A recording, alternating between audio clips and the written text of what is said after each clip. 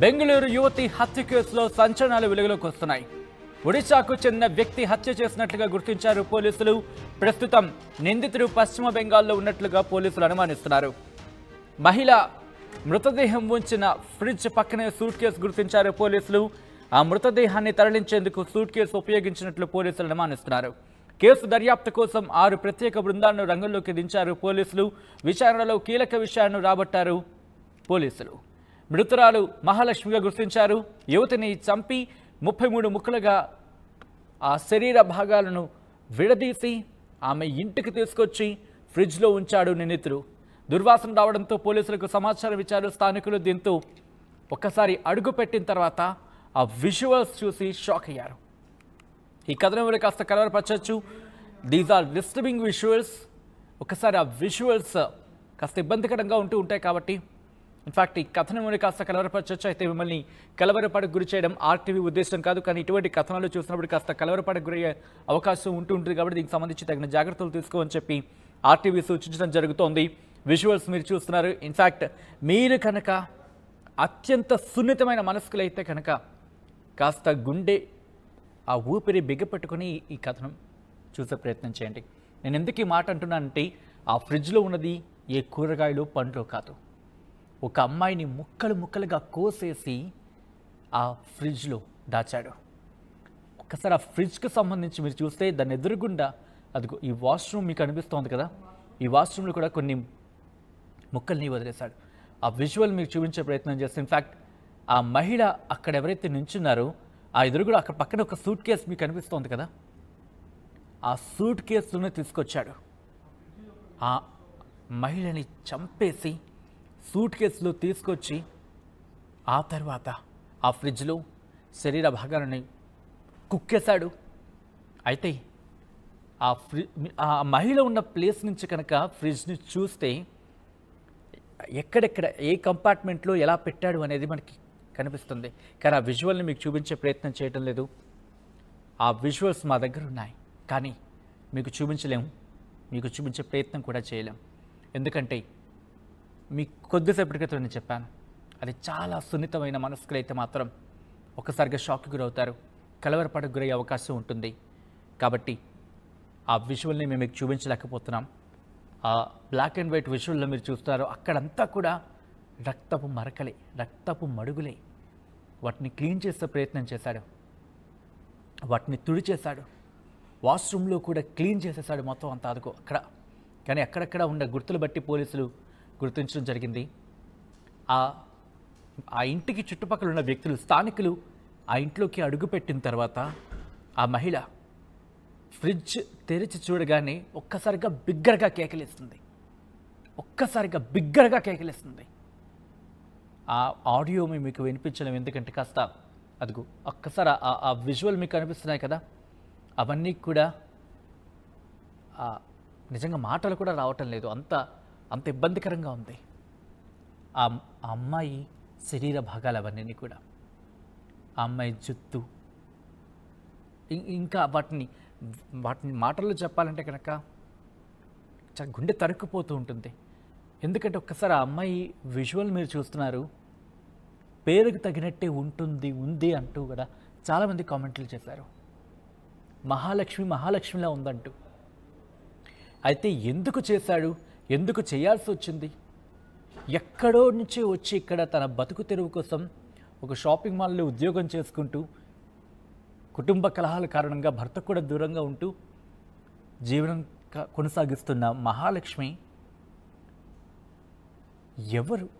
ఎవరు తనని ఇంత దారుణంగా హత్య చేశారు? ఈ క్వశ్చన్స్ రైజ్ అవుతున్నాయి. అయితే పోలీసులు కొన్ని సమాధానాలు చెప్పారు. అయితే ఇక్కడ ఎక్కువగా మేము మాట్లాడమంటున్నారు పోలీసులు.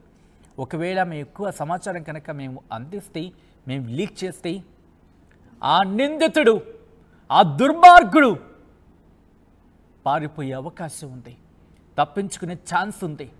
అందుకే మేము చెప్పట్లేదు అంటున్నారు పోలీసులు. ఎందుకు చేశాడు, ఎందుకు చేయాల్సి వచ్చింది? తనొక్కడైనా, లేకపోతే తన వెనకాల ఇంకా ఎవరైనా ఉన్నారా? ఎవరైనా తన చేత చేయించారా? ఇవన్నీ కూడా పోలీసుల దర్యాప్తులో వెలుగులోకి రాబోతున్నాయి. అయితే పోలీసుల దగ్గర మాత్రం కొంత సమాచారం ఉంది. వాళ్ళు మాత్రం బయట పెట్టట్లేదు. వాళ్ళు ఒకటే అంటున్నారు, ఇప్పుడు కనుక మేము ఏదైనా సమాచారం, ఏదైనా క్లూ కనుక బయటకు వదిలితే ఆ నిందితుడు పారిపోతాడు, ఆ దుర్మార్గుణ్ణి పట్టుకోవాలి. ఒక అమ్మాయిని ఇంత దారుణంగా, ఇంత కిరాతకంగా, అసలు మానవత్వం అనేది మచ్చుకు కూడా లేకుండా అంత దారుణంగా, దుర్మార్గంగా, అంత హేయంగా, అంత పైశాచికంగా ఎలా చేస్తాడు? వాడు అసలు మనిషేనా? కారణం ఏవైనా ఉండుండొచ్చు, కానీ ఒక మనిషి మీద ఇంత దారుణంగానే, ఇంత దారుణమా? అత్యంత దారుణం, అత్యంత దారుణాతి దారుణం. ఒక మహిళని ముక్కలు ముక్కలుగా కోసేసి సూట్ కేసులో కుక్కి ఆ తర్వాత తీసుకొచ్చి ఫ్రిడ్జ్లో కూరేశాడు, అలాగా కుక్కేశాడు ఆ కంపార్ట్మెంట్స్లో. ఆ అమ్మాయి శరీర భాగాలు, కాళ్ళు ఒక దగ్గర ఉన్నాయి, ఆమె తల ఒక దగ్గర ఉంది, అలా ఆమె ముండెం ఒక దగ్గర ఉంది. కుక్కేశాడు ఫ్రిడ్జ్లోని. ఎంత బాధ, ఎంత క్షోభ అనుభవించి ఉంటుంది ఆ అమ్మాయి. ఒక చిన్న బ్లేడో, ఒక చిన్న సూదో గుచ్చుకుంటేనే మనం విలవలాడిపోతూ ఉంటామే. అలాంటిది ఒక వ్యక్తి అసలు ఊహించగలమా? బెంగళూరులో యువతి హత్యకు సంబంధించి ఆ విజువల్స్ మీరు చూస్తున్నారు. బెంగళూరు యువతి హత్య కేసులో సంచలన విషయాలు వెలుగులోకి వస్తున్నాయి. ఒడిశాకు చెందిన వ్యక్తి హత్య చేసినట్టుగా గుర్తించారు పోలీసులు. ప్రస్తుతం నిందితుడు వెస్ట్ బెంగాల్లో ఉన్నట్టుగా పోలీసులు అనుమానం వ్యక్తం చేస్తున్నారు. మహిళ మృతదేహం, నిజానికి మహిళ మృతదేహం ఉంచిన ఫ్రిడ్జ్ పక్కనే అదిగో అక్కడ సూట్ కేసు మీరు చూస్తున్నారు కదా, అదే ఆ సూట్ కేసులోనే ఆ మృతదేహాన్ని తీసుకొచ్చాడు. ఆ మృతదేహాన్ని సూట్ కేసులో తీసుకొస్తూ ఎందుకు చేయాల్సి వచ్చింది? ఎక్కడో నుంచి వచ్చి ఇక్కడ తన బతుకు తెరువు కోసం ఒక షాపింగ్ మాల్లో ఉద్యోగం చేసుకుంటూ, కుటుంబ కలహాల కారణంగా భర్త కూడా దూరంగా ఉంటూ జీవనం కొనసాగిస్తున్న మహాలక్ష్మి ఎవరు తనని ఇంత దారుణంగా హత్య చేశారు? ఈ క్వశ్చన్స్ రైజ్ అవుతున్నాయి. అయితే పోలీసులు కొన్ని సమాధానాలు చెప్పారు.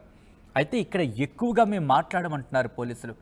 ఒకవేళ మేము ఎక్కువ సమాచారం కనుక మేము అందిస్తే, మేము లీక్ చేస్తే ఆ నిందితుడు, ఆ దుర్మార్గుడు పారిపోయే అవకాశం ఉంది, తప్పించుకునే ఛాన్స్ ఉంది. అందుకే మేము చెప్పట్లేదు అంటున్నారు పోలీసులు. ఎందుకు చేశాడు? ఎందుకు చేయాల్సి వచ్చింది? తనొక్కడైనా, లేకపోతే తన వెనకాల ఇంకా ఎవరైనా ఉన్నారా? ఎవరైనా తన చేత చేయించారా?